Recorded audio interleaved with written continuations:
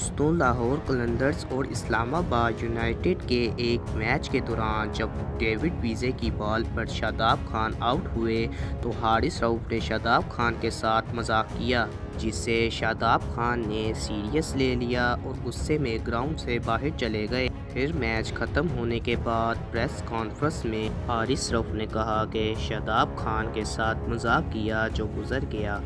इन्होंने कहा कि एक अरसे से हम इकट्ठे खेल रहे हैं और एक दूसरे को बहुत अच्छी तरह जानते हैं।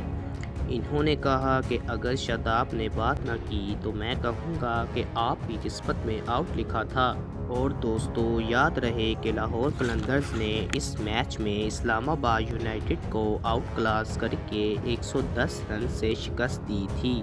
मज़ीद अपडेट के लिए हमारे चैनल को सब्सक्राइब करें, वीडियो को लाइक कर दें और शेयर कर दें। तो मिलते हैं नेक्स्ट वीडियो में।